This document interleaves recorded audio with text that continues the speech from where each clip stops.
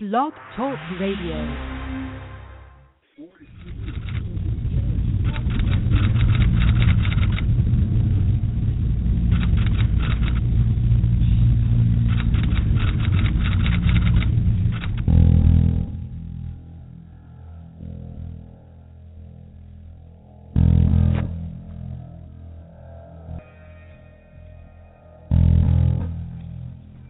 I appeared before the Congressional Committee to tell what I knew of activities which might lead to an attempt to set up a fascist dictatorship. The potential for the disastrous rise of misplaced power exists and will persist. The very word secrecy is repugnant in a free and open society.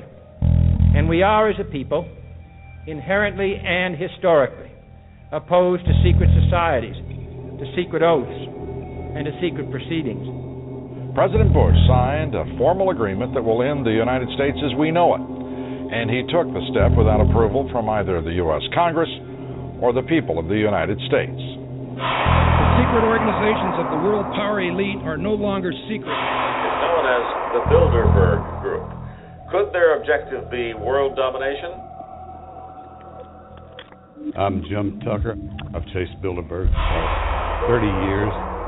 I'll never give up the chase. Bilderberg's plan for the whole world is nothing less than world government. I'm not comfortable with that at all. Who elected these guys to run the planet? They are the elitists. They feel they should run the world for their own selfish interests. Now we can see a new world coming into view. A world in which there is the very real prospect of a new world order. Bilderberg is making great progress toward a world government, and only an educated, informed public can stop them in their tracks. David Rockefeller admits in his own memoirs that he wants to destroy the United States. He's a traitor! It's good to be back at the Council on Foreign Relations. As Pete mentioned, I've been a member for a long time and was actually a director for some period of time. I never mentioned that when I was campaigning for re-election back home in Wyoming. Let us never tolerate outrageous conspiracy theories.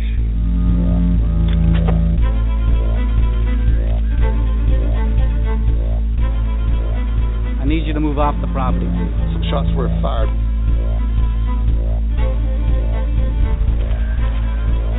There's Bilderbergers right there.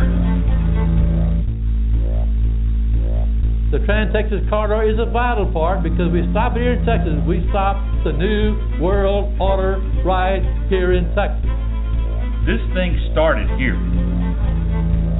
And to save this country, we kill this damn thing here.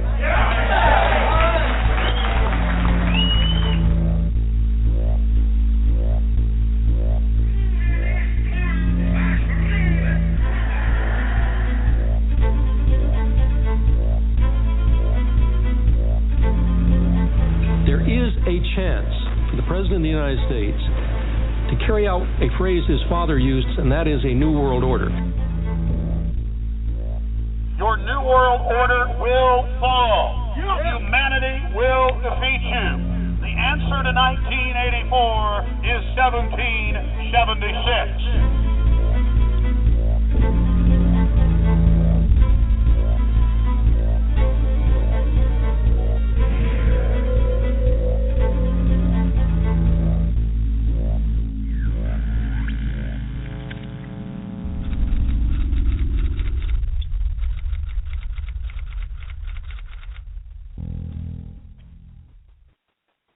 Good evening, everyone. My name is Joseph Gibson. This is Blog Talk Radio.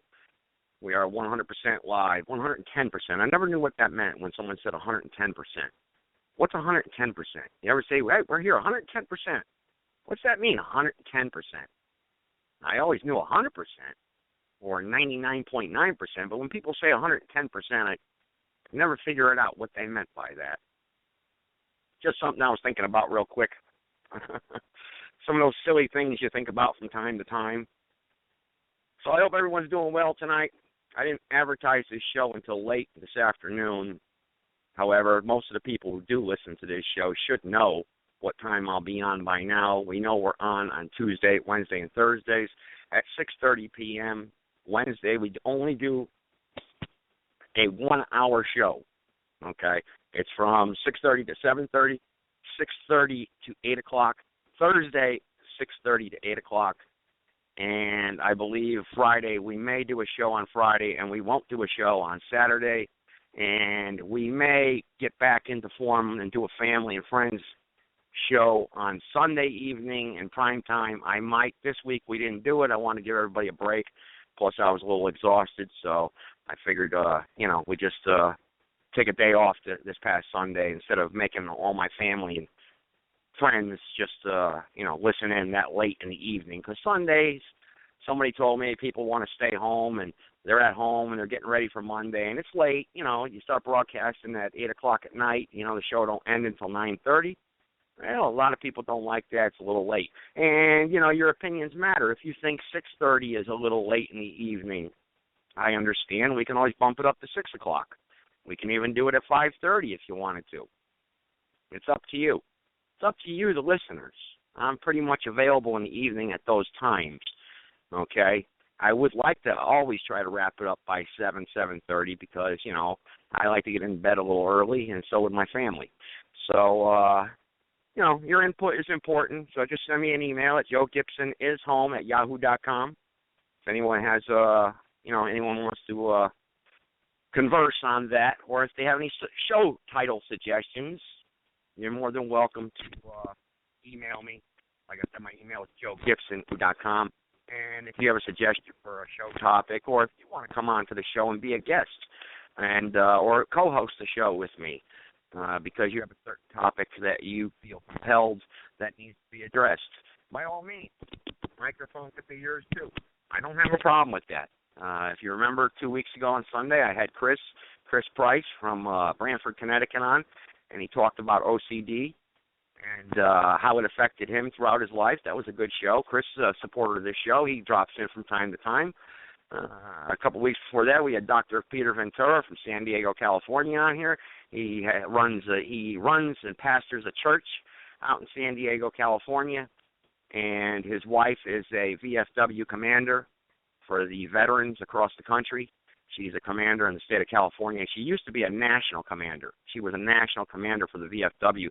So she is a highly respected woman and very popular amongst the veterans around this country. So when you have Peter on this show, those of you who are veterans out there, remember his wife is married to a VFW commander and at one time a VFW national commander. Okay, so that's she got a lot of pull and a lot of weight. So veterans who want something done, or if you have claims to be filed, or you want them pushed through, hey, good to know these people. Those who know people go places. It doesn't matter what you know; it matters who you know. So that's what's important. So that's why I bring these people on, so that I can introduce them to you, and we can, try to progress and try to help everyone. And that's what Mike out in Wisconsin talked about the last night, this and the previous nights, that this is a self-help show, and we try to help people out as much as possible. We tried to help out a young man, John, from Wallingford, Connecticut, and it didn't go his way, so we may have lost a supporter here. Things didn't go his way, but that's fine. Hey, if you're that easily discouraged, then what help could you have given me anyway? Or what type of support could you offer this show if you're that easily discouraged? Many people today in society are so shallow, so weak, so easily offended.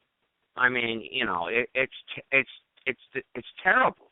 They're spineless, no backbone, none whatsoever. I was picking up a prescription. It reminds me of this story a couple years ago at CVS, the pharmacy here in Summerfield, North Carolina, and they have a new policy now. When you pick up a prescription, you have to give them your driver's license, and they enter it into their computer. And I took out my driver's license. I said, I'll show it to you, but you're not going to enter my driver's license number into your computer. And she said, well, you're not going to get your prescription. I said, oh, whoa, now you're dealing with health here. Now you're opening yourself up to a lawsuit because of your policy. Sir, it's policy, she tells me. Policy does not override the United States Constitution, okay? You are violating my 8th Amendment right. It's called cruel and unusual punishment. okay? And you're creating a deliberate indifference under the Eighth Amendment. You're talking to somebody who knows a little bit about law. She didn't want to hear it. She went and got the pharmacist, the big honcho. Sir, it's just policy. This is what we got to do. This is what the corporate office tells us we got to do, sir. So we have to enter in your driver's license. Otherwise, we can't give you your prescription. I'm sorry. Well, aren't you opening yourself up to a lawsuit? What happens if I don't get my prescription? I walk out in there in the parking lot and I collapse. Or I'm driving home and I get sick and I smash into a tree or I smash into a family. What happens then? Because CVS would not give me my prescription that a doctor prescribes me to have to take care or benefit my health condition at that particular time. What are you going to do? I said, this is nonsense. Nonsense. And the woman behind me goes, yeah, you need to show your driver's license. People are dealing drugs. They're coming in here scamming these pharmacists to get drugs. I said, lady, be quiet and mind your business. The government ships the cocaine and heroin in this country. Oh. I thought she was going to piss on herself when I said that. She was so offended and got so flabbergasted that she actually didn't pick up her prescription. She turned around and walked out of the store. I felt like kicking her in the ass when she turned around, Because there's people like that in society that are destroying another aspect of our society. Courage. Standing up for what is right. Going along, getting along, just to go along is not what Americans are about. Okay? That's not what we're about. I remember growing up. I've told several stories about growing up on the farm out in Wisconsin. My uncle from Wisconsin. He would tell you like it was back in those days. And let me tell you, he stood 6'5" and weighed 290 pounds. Not too many people were going to stand up to him. Okay? And he was in pretty good shape. So I remember him telling people like it was. And I think that's where I learned it from. You tell them where to go, how to get there, and the quickest way to get there. Okay? I mean, I'm not saying, bash everybody out there. I know that saying, you can get more with, honey than vinegar or whatever, But, yeah, I understand that. But today we live in different times. We live in detrimental times. We live in a time now where if we just keep letting people walk over us, like that pharmacist at CVS, where it is policy there now, that you have to enter your driver's license into the computer to pick up your prescription. So I found out also, not to interrupt my own self here, that database from CVS goes to the local sheriff's department because the sheriff's department needs to know who's on prescription drugs, especially narcotics. They want to know what's in your medicine cabinet now. Yeah, true. North Carolina passed a bill of law that allows CVS to give the local sheriff's department in your county or community or city access to CVS's database. Those who are prescribed narcotics or medications that can be sold secondhandly on the street. You say, well, that's a good thing. We don't want people selling illegal pills. Knock it off. The Army is guarding the poppy fields in Afghanistan. Your tax dollars are paying them to do it. Come on. What the heck do you think we're doing over there to begin with? Searching for some people in a cave? Come on. Afghanistan don't have no more than 8 miles of railroad tracks. Come on. Do you really think they did what they did on 9/11? Come on. They made NORAD stand down. Some people in a cave made NORAD stand down. Ain't that something? That'd be a good title to a book. But anyway, back to CVS. If we all in the community would not give our driver's license to that pharmacy, would not allow them to enter it, do you think CVS would continue with that policy? Of course not. If all the elderly people in Summerfield, North Carolina did not get their prescriptions because they said, no, I draw the line right here. You're not entering my information into your computer. It's unsafe. I don't want my personal information stored in your unsecure, unsafe computer. Because if your records are stolen or if someone hacks into your computer, they have my personal information and they can steal my identity, which identity theft is the #1 crime in America today. But people don't stand up. What did I just say? The woman standing behind me, what did she say to me? She tried to make me look like a fool, but instead I told her where to go and how to get there and the quickest way to get there. Right? So am I wrong? We know identity theft is a very, very Look what happened at Target, the Target stores. All the credit card information that was stolen, people's personal information, and it happened again at Home Depot. What do you think those victims were given in return for their losses? Nothing. Nothing. Store credit. That's what they were given. That cost Target nothing, store credit. Credit is not money. It's a stroke of a pen. You got a credit card, you created that credit card with your stroke of the pen, your signature. And we went a little bit over this weeks ago about birth certificates, bonds, how money is created. We're not going to do it tonight, but I'm just saying, if you a good for you to read or even video to watch is The Creature from Jekyll Island by Edward Griffin. Very good book.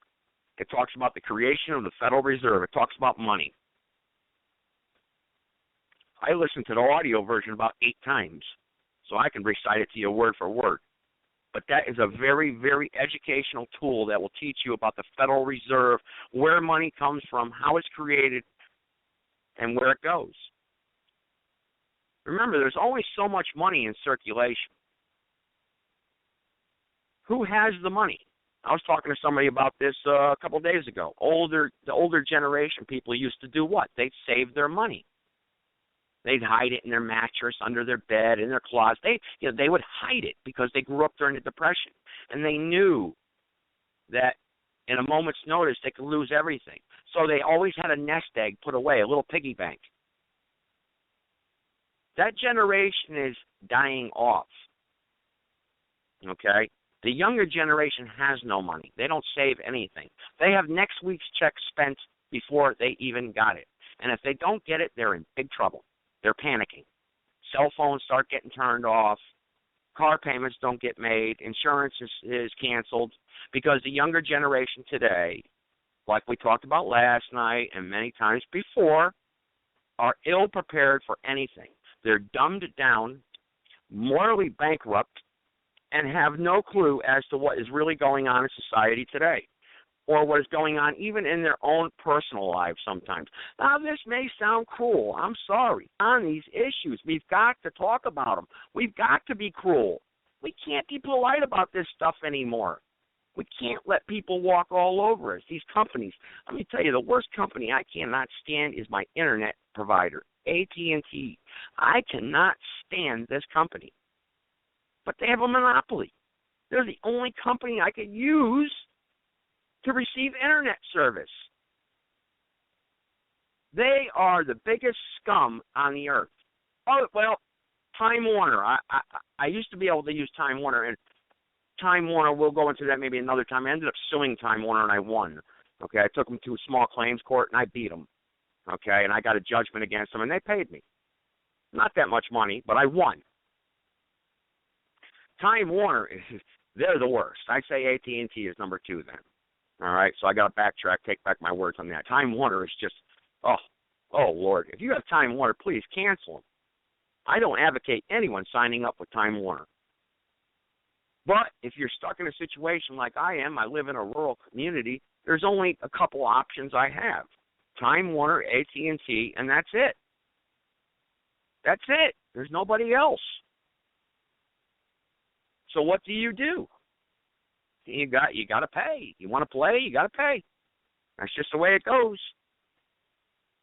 If any of you out there are having trouble with these companies, I'd like to hear your story. I'd like to hear what problems you have with your internet company or your cable company or your telephone company or what have you. These companies that you rely on to provide you with a service, a good, clean service, they fail to provide, because I know everyone out there has a complaint one way or another about their company that provides them with these services, whether it be internet, phone, what have you. Someone must have a complaint that they want to share. The phone number is 657-383-0616.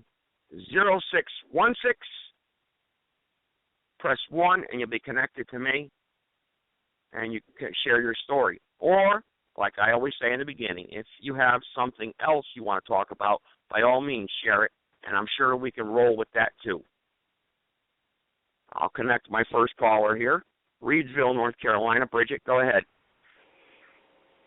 Hello, this is Bridget, Hey, Bridget. from Reidsville, North Carolina. I don't have a complaint about a company. I don't like Time Warner either, though, because they're a multi-million-dollar company, but they want to cause damage and they don't want to fix it, or they want to give you a little bit, which is not enough to fix it. And I don't like AT&T either because their signal's terrible. It goes in and out, in and out. But what I wanted to comment on was what you were talking about these CVS and the companies wanting to give your personal information. Well, they're not the only ones who do it, because I've went into the Great Clips before for a haircut to pay cash, and they want your phone number, they want your name, and when you tell them you don't want to give it to them or you ask them why, they're looking at you like you're crazy, and they're like, well, for coupons. Well, I don't want any coupons. I'm paying cash, and I don't want to give you my phone number or my name, and they still keep on pushing for you to give it to them. What do you mean? What do you mean? They're saying that you have to give them your name and phone number to obtain an extra service from them, a beneficial service, coupons. So what do they mean? They're taking your information and soliciting you later? I think actually that's actually against state law, but I'll have to look that up, because I don't think you could take people's information. And you said if you didn't balk at that, she wouldn't have told you it's for a coupon. She just would have stored it in her system. You see, you can't take people's personal information and tell them what and use it without their knowledge and telling them what you're going to do with it, because that's identity theft. But see, go ahead, Bridget. I'm pretty sure that they're not used to having people that actually tell them no. I'm pretty sure they're used to people coming in there and just giving in, like you said, and just doing it. Yeah. But I'm just getting a haircut. You don't need to know my name. You don't need to know my phone number. I'm paying you cash. And you know what? I don't want coupons. You know what? You have coupons that come out in the flyer, in the mailboxes. So I don't need your coupons. But I really don't believe that was the real reason. I think she was just saying that because I demanded to know why. Because after I told her I didn't want to give it to her, every time I go there, they push. They keep on pushing for it anyway, after you tell them you don't want to give it to them. It's like they don't listen. Well, what did I say? And you're right. They're very disrespectful. But, hey, Bridget, I appreciate you calling in and giving your input. You got anything else you want to talk about? I had one more thing to say, though. Okay. Hackers, I mean, that's the reason why I didn't want to get it, because I didn't want to give it, because hackers, and it's not necessary, because hackers hack in all the time. I know recently somebody hacked into the Ashley Medicine website. Now, I don't advocate that website, because it's a website for people to sign up to have extramarital affairs. But everybody's personal information and their whole client list came out, and it was like 38 million people. Yeah, the Ashley Madison scandal. Yeah, I read about that. I didn't feel I needed to really talk about that, so I don't want to give them any extra publicity. But yeah, that did happen. No, I don't either. Definitely not, because I mean the website shouldn't exist. But it's just an example of how things get hacked into. Nothing's 100% secure, so I don't think you should ever have to give your information. That's right. Okay, Bridget, well, I'm going to move along down the line here. I got Joe in Florida. I'm going to go ahead and connect him, okay? Thank you very much. You're welcome. Go ahead, Joe. You're on. Okay. Good afternoon to you, Joe, and everybody else here.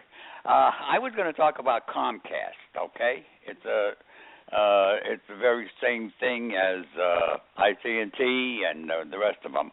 I've been paying for quite some time, almost 2 years. And actually, I paid the bill the very next day that I receive it. So, so what has happened is all of a sudden I paid the bill, and I went ahead and I saw that the check came back to my bank, It goes to the Mellon Bank in New York. Then it came back, no problem. And I called up and I said, "Oh, what happened?" Well, Mr. Gibson, you didn't pay the bill, so we had to put on the interest. I said, "I paid the bill." Come on now. And they refused. They put on somebody else. He says, "Mr. Gibson, if you don't pay the bill, we're going to shut you off. That's all. That's it. Short, sweet, and simple." That's the way he said Why it. did they return the check? What? There was insufficient funds. They Why didn't did they return refund the the check? I paid the bill, and I paid it the same way with their envelope and everything and my personal check, but they say they didn't receive it. Okay, well, I went ahead and I went down to their store down here in Vero Beach, complained, "We need your entire statement." I says, "What? You can't ask for that. You can't ask for my statement. But I'm going to tell you something. I'm going to give you the statement just for that. But you better." Well, I sent them the statement, never heard nothing about it. This went on for over 3 months. Wow. So I went ahead. Okay. Well, I called them up one day when they were not there. Okay, it was like President's Day, and I got somebody that was just there to answer the phone. I said, "Did you look on the computer and October 10th?" He says, "Yeah, I see it. I see it right here. It's been paid. It got paid 5 days ago." Well, not 5 days ago. 5 days after the 10th. That was the 15th. I said, okay, thank you very much. And I called up the next day. Lied to you. So they lied to you basically. They screwed up in the processing center, and they wanted to charge you something extra for their screw up. That's right. Wow. Mike said that they're trying to get as much money as they possibly can because they were planning on buying another company. Ah. So, okay. Now, Michael knows more about that. So I called him up the next day. Yeah. Go ahead, Joe. I'm sorry. Go ahead. I hope so. So I called him up the next day and I said, "Let's cut out this bullshit." I actually used the word. I says, "Right now, I can see on your computer that I paid this bill. Now I'm telling you that this is fraud. This is absolute fraud. You put me on to somebody right now that will take this off, or else I'm going to a lawyer as soon as I hang up. And then I will report you to the state." Well, it took less than 10 minutes, Joe, for them to clear my account, to clear all the money that they said that I gave them and that I owed them, and then that was it. I canceled them. Now I have another company, ITT. It's not a good company, but they haven't made a mistake yet. What they like to do is if you're off the computer for any length of time, they shut you down. Really? And yes. And then you have to call them up on, 10-200 or something like that. And, go through the whole restart rigmarole all over again. The installation. Do they charge you a reinstallation fee when they do that? No, you didn't. Oh, okay. And I told them the next time they do it, I says, "I don't need a computer. Okay? I just want it. Okay? I says, "I don't need it. The next time you start this nonsense with me," I says, you just remember, I'm going to cancel you. I don't care. I can get another telephone and I can get another computer very, very easy.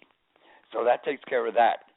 Now, They're talking, on another subject, they're talking about Obama lately on TV, about his not being a citizen. Well, I happen to have his original birth certificate, the one issued by the hospital, by the doctor, and it even has his footprint on it. This How'd you obtain that? I beg your pardon? How did you obtain that? Trump handed it out to everybody. Okay, I understand. Okay, so I have it, and I could send it out, and the whole story. But the idea is this is the way they get around the block a little bit. You see, at that point in time, Hawaii was just an American possession. Anybody that brought a baby into Hawaii and said that they want citizenship automatically received it. Okay, they received the paper. Really? I didn't know that. I didn't know that. Wow. I had to check into it too. So that's exactly what happened with him and Obama and all of his trouble there. So that's all I have right now, Joe. I like the way you. Yeah. Yeah. Well, go ahead, Joe. Okay. Go ahead. Finish up.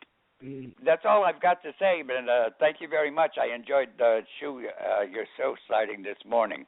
When you started your show, I enjoyed listening to it, and it was pretty good. Back to you. Hey, all right. Thanks, Joe and Ford. That's Joe and Ford. I'll go ahead and mute you then. Hey, that is great. That's Joe and Ford. He don't call in too often, but Joe in Florida there, he's a supporter of the show, and he listens nightly, faithfully. He doesn't participate nightly, which that's okay. But he, when he does call in, he offers us a different perspective, a wiser perspective of things. So, and he's older than most of us. He's part of the senior citizen community. So, we have to understand. And I urge senior citizens to call in because we can use their knowledge and their experience to our benefit. And that's a lot of problems, a big problem that the youth today does not respect or appreciate from the senior citizen community in society. We were always told respect your elders, and I grew up around, senior citizen, my great-grandparents. I spent a lot of time with my great-grandparents. My great-grandmother on my father's side, Teresa Keidel, from Wallingford, Connecticut, I lived with her, okay? And I had my great-grandmother and great-grandfather, who came from Hungary, okay, and Austria, from my mother's side. And I spent a lot of time with them. So I was able to obtain a lot of knowledge. Knowledge that a lot of us should appreciate today. So back to what I was saying is that we appreciate it when Joe calls in, and I always try to get to his call right away because he doesn't call in every single night. And what he has to say does have value and merit. So thanks, Joe. I appreciate your participation. That was great. And I'll move to the next caller right now. I got another Joe here, and we're going to go ahead and put him on, Joe and Meriden. Hello. I think I got you. Go ahead. Hi there. Too many Joes. I'll do this. Three in a row. I'll do this quick. Comment on everything. First of all, whether Obama is a citizen or a person of the United States is irrelevant. Obama Hussein, he's a Muslim, and to be a president doesn't take into account your religious beliefs. His father was a Muslim. He's a Muslim. The only question that remains is, what side is he on? The way he's transforming America now, with 2 million coming into this country. Yeah, you said it, 2 million or more, because he said 10 or 20,000.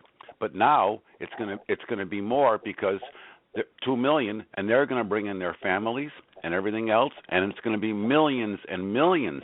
And when he brings them in, it's not like the people that come from Mexico. They have different rights. They're here. They're here to stay. So he's transforming America, all right. You want to talk about getting rid of somebody, he's the one. Because he has to be an American-born citizen to be president of the United States, according to the United States Constitution. According to your contract, you get this service too. But who are you going to argue with? When you can pass a law before you read it, who are you going to argue with? Well, yeah, I know that. But Joe was just trying to break up the point that now they're talking about this, and I'm glad they're talking about it. They should talk about it more and more because, you're right. Nothing's probably going to come of it. Big deal. You're right. But at the same time, look, if we're not going to, what do we stand for? If you're not going to stand up for the Constitution or obey the Constitution, we'll have anarchy. We're one step from anarchy because we have to obey as slaves. But our leaders, our so-called representatives, don't have to obey, then we're one step from anarchy because the people, the slaves, are getting fed up with this. Like Joe was pointing out, this guy's not an American citizen. No. I can't say he is, but I don't know that for sure. But what I'm saying are the facts now. His father was a Muslim, so is he. Whether he's a citizen or not is irrelevant. The problem is, what side is he on? And I don't think he's on our side at all. He elected somebody to lead the army that is gay and has never served in the service.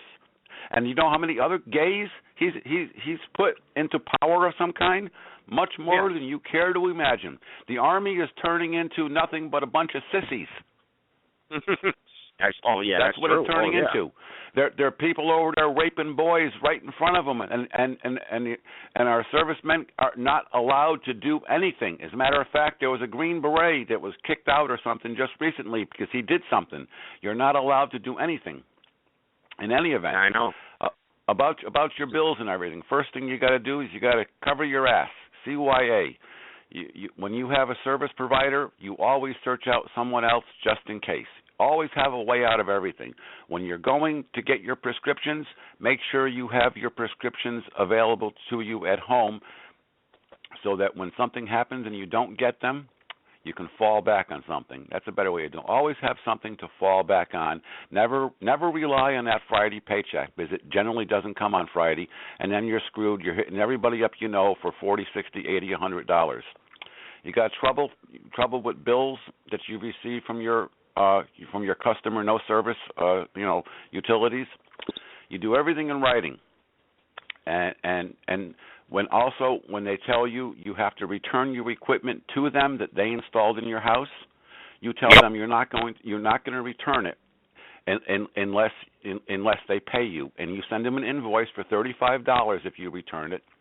And they will pay you because they're not going to show up in small claims court. They brought it to you. It's up to them to come and get it.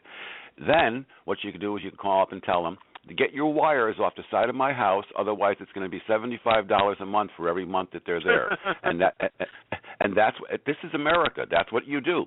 And you send them an invoice. And when they don't pay it, when it builds up, you add on the late fees, you add on the penalties, and you got 10 months at $75. That's $750. So you add on the late fees and penalties. It's now $4,900, and you take them to small claims court, and you settle for $2,200. That's the American way. Yeah, but has there ever been success doing that? I mean, has there ever been any type of success doing that? Has there ever been any success, people walking away from the counter at CVS? No, because nobody's going to do it. There are a few people doing it. It's been done right here in this household, and they did pay. So it has been done. Okay? And the people who answer the phones, they work and do what they're told, just like Joe said. The girl didn't know what she was doing, and she just did what the customer wanted because she's doing it for nothing. It's a job for her. She don't care. She's doing anything, Yeah, she don't care about you. Anything. That's right. And the credit cards that are being stolen and everything, you have to remember, they're like Bridget said about this dating site or whatever. They put these hoaxes out there to get publicity so more people will go to their website. I'm not saying that's the case, but it is the case many times. So, you have to take everything with a grain of salt. In July 17th of this year, CVS credit cards were stolen off their photo service booth, and they shut down the booths. In in December of 2013, 40 million Target credit cards were stolen. And you know what they did for the customers?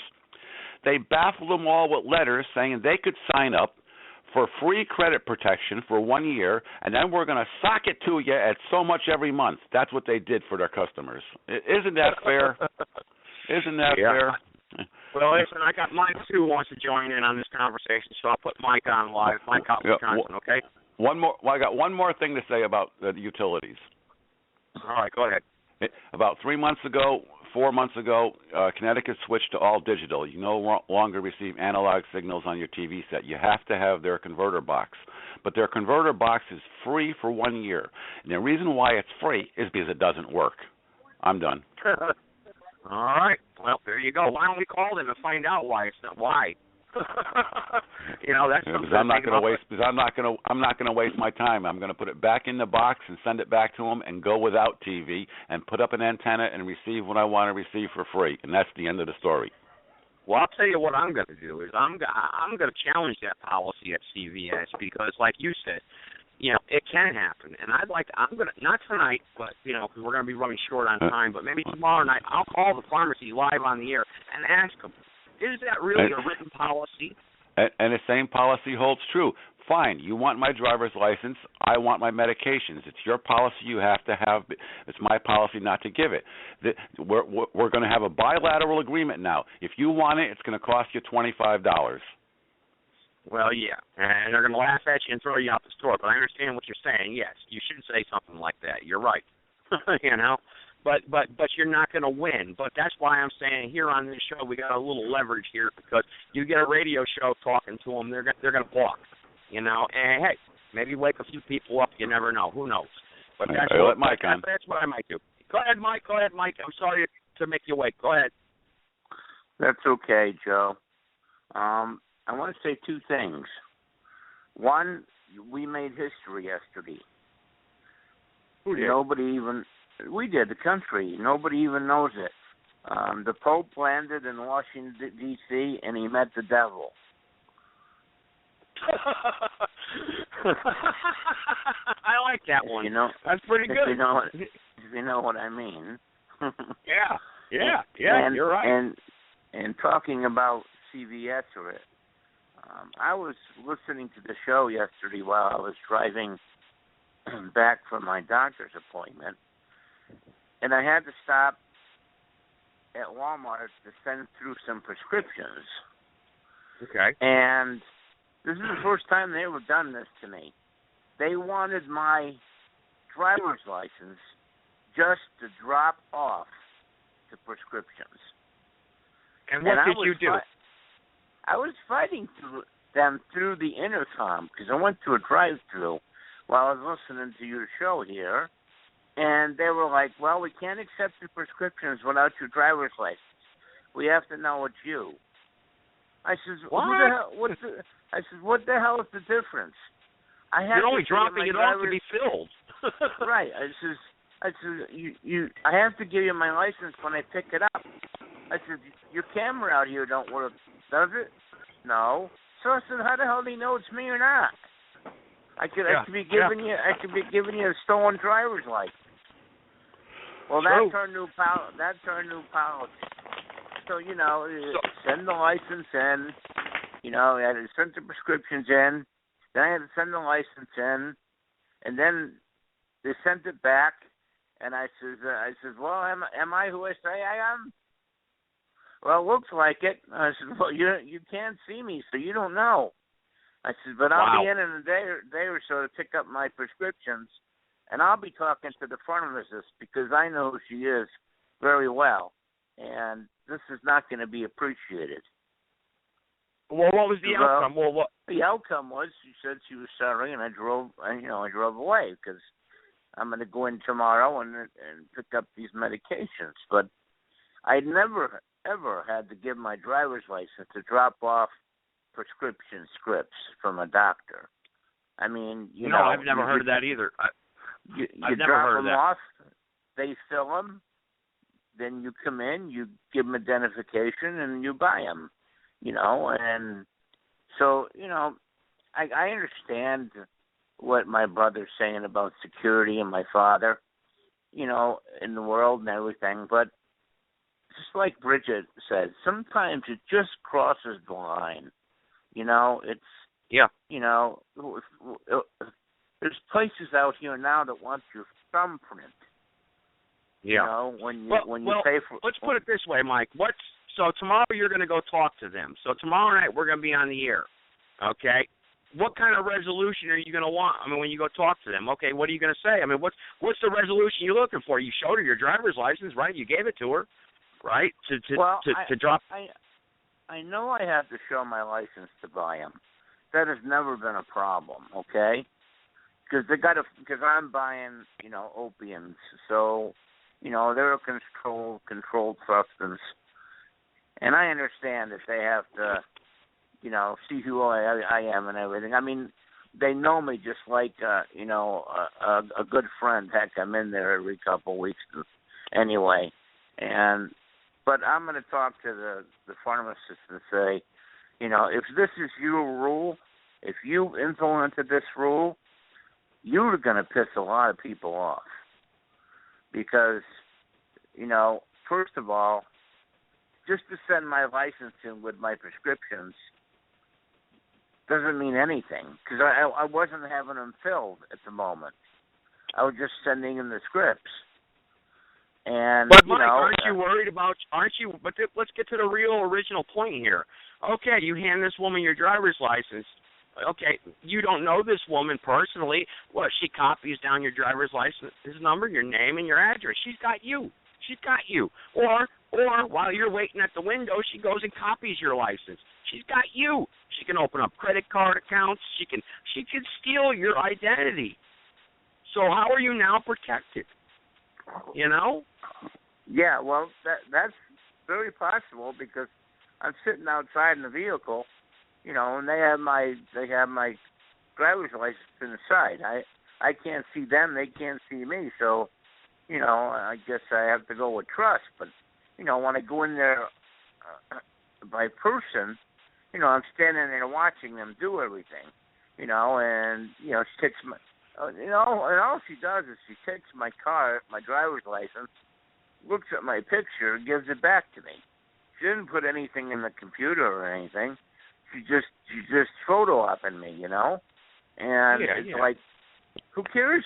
Who cares who drops off the prescriptions?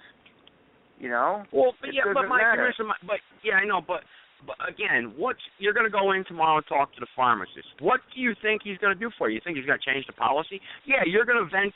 And he's going to say, yes, sir. I'm sorry, Mr. So-and-so. I'm sorry. Yes, sir. I know. I'm sorry. But it's policy, sir. And I apologize. I really do. Is that going to be good enough for you? Well, there's really not much more I can do. But first of all, she's a woman pharmacist. And second of all, the way I've dealt with her in the past, she cares about her customers. So, tell you the truth, I don't think me venting this is going to change anything. But I'm going to let her know that I don't like it, and if I don't like it, then a lot of other people in my generation are not going to like it because, it takes up an extra 10 minutes sitting there because, first of all, the machine they use, those vacuum machines. Yeah. This one must have somebody sucking on a straw because it hums and hums and I mean it must take 3 minutes to get the tube from me to them. Well, I got an idea. Go ahead. Hello. Well, how about this? How about, I understand that you want your medications and you're going to give them your driver's license. First of all, I don't even let my banker take my license in his hand. It doesn't leave my hand. If I have to prove who I am, I hold it up and I show it to him, but it never leaves my hand. But I understand you want your medications. So how about that we make a little piece of paper like a business card and we write something on it, which I already figured out basically what I want to write. And when you send your license in, it says something on that card, and this way when they send it back to you, they've received the card, but it also tells them to keep it. Now, it puts them in full liability for your information should it become stolen or misplaced or used fraudulently or anything else. This way you can go to your maggot attorney, and at least you can be compensated, because now everyone is losing because none of these computer systems are secure. It's security by obscurity. Send your license in when you get your prescriptions. Show your license when you pick up your prescriptions, because the first one doesn't know that the second one did it, and the second one doesn't know that the first one did it, because nobody really knows what's going on. Yeah, and nobody really cares either. Right, exactly. I think the best company out there, and it'll probably become a very, very successful company.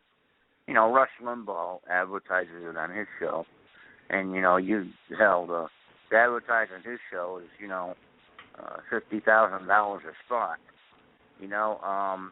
Is LifeLock, and they'll spend up to $1 million to clean up one credit card on you. I'd like to see this happen. Well, I know, Joe, but you can't depend on yourself anymore because there's so many jumps and hurdles and hoops and everything else to go through that. It's like I said from the beginning. You have to have a way out. You have to have at least 2, 3, or more ways out of every situation. Look what happened to me a month and a half ago.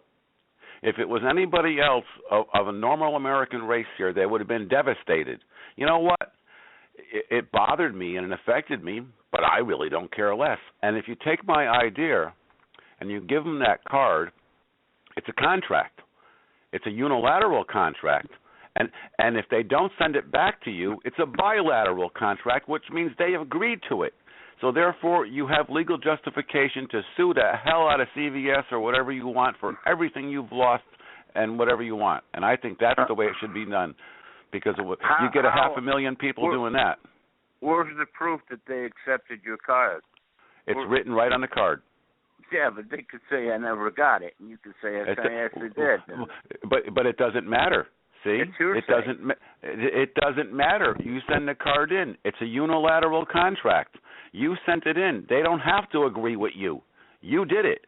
And if they send it back, and it's a bilateral contract. That means they didn't agree to it. Why don't they just let me come around the back and count up my own pills? And if you took my advice, you'd be growing your own. But that's another matter altogether. Yeah, well, Mike doesn't have all. But anyway, we'll get into that maybe tomorrow. Mike, can you give us an update tomorrow on this? Sure, no problem. All right, you let us know. Let us know how you made out. You're all laughing. See, that's the American way. You're all laughing. Well, we're just trying to have a good time. But anyway, we got 7 minutes and 21 seconds. So, Mike, you get the last word, and then Joe can get the last word. Okay. Well, I'm practically done. I just think it's a big farce that the supreme being of the Catholic Church lands in Washington D.C. and Beelzebub and his minglings come out and see him. He wouldn't go see our troops. Has he ever been over in Afghanistan or Iraq or has he ever been anywhere to support our troops? The whole 7 years he's been president. I don't think so. I don't think he has either. I'll look into that and give you an answer on that tomorrow. Okay, Mike? Yeah. I just don't. He doesn't act like he's a supporter of the Constitution in the United States.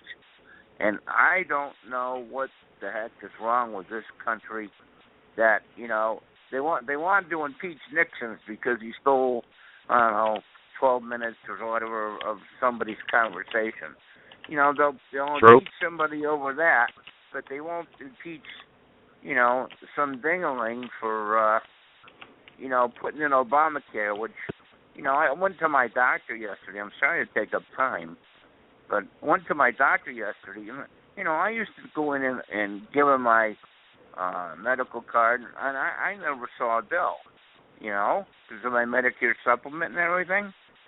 Now when I walk in there, it's a $50 I got a $50 where I got to give them $50 before they'll see me, and then they charge $141 as an office visit, and there's another fee in there which I really don't know what it is, but there's another fee. It comes up to almost $175, and then I get a bill for 20% of that through Medicare. So, so Obamacare really, I went from zero to, about $75 for each visit, and wow. Of course they want you to come back every week or every other week. Yeah, of course. And so I don't see where this person has done our country justice, and I guess I'll shut up. No, I agree, Mike. I agree. All right, Joe, go ahead. You got 4 minutes and 32 seconds. I won't take it. When you fail to plan, you plan to fail. If you don't cover your ass and have 2 or 3 ways out of every situation, you're going to fail. I know it's hard. I know we can't put money away. People are living paycheck to paycheck to paycheck. But, if you don't put something away and have it for when that paycheck doesn't come, if you don't have some medication on hand for when you need it the most, if you don't have food for when you need it the most, you will fail. Well, that's true. It. That's true. All right, guys, listen, tomorrow night. Go ahead, Mike. Go ahead. My father has the best way. He has, that military food that, I can't remember what it's called, but, you just, tear the package open and add water, and there you got stew or whatever. I know what I know. They used to call it sea rations. Yeah, I know. They sell them. They sell them here at the Army Navy store. They're I forgot the name of them too. I can't believe it. I was just thinking about them the other day. Remind me to talk about that stuff next time. Okay, fine. All right, we got to wrap it up. Okay. Guys. All right. 3 minutes. Tomorrow night, 6:30 p.m. Okay, thank you for everyone that listened tonight. Like I said, you got a show suggestion. Joe Gibson is home at yahoo.com. Thank you. Good night. Good night. Good night. Good night.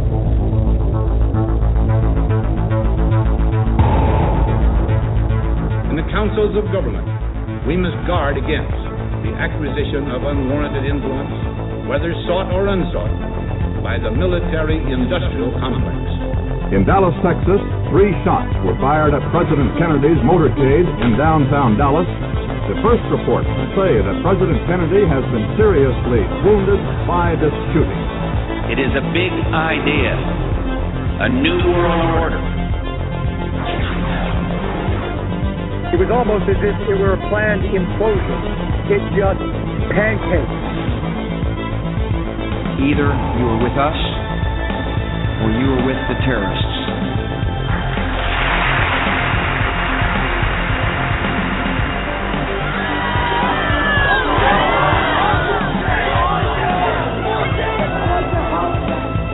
But I also believe that a lot of gun owners would agree that AK-47s belong in the hands of soldiers, not in the hands of criminals.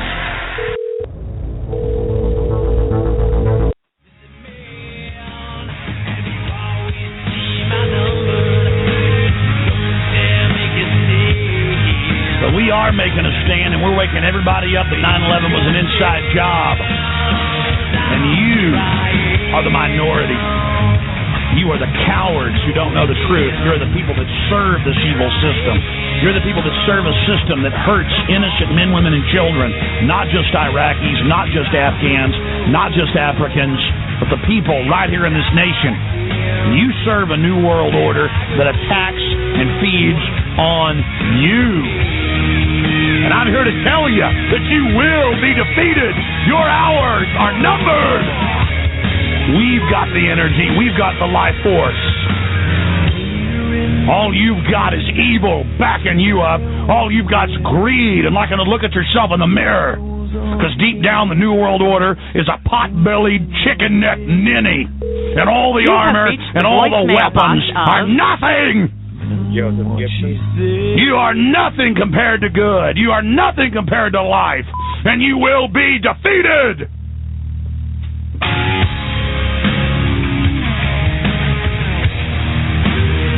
I want the individuals out there, I want free humanity to turn themselves loose, to cut the chains loose, and to use the end of that chain to slap the New World Order right upside the head. You've got the power. You want to know who's going to defeat the New World Order? It is you. You're the individuals that are going to be able to defeat this system. You're the individuals that are going to be able to take down the New World Order. It doesn't matter if Ron Paul wins.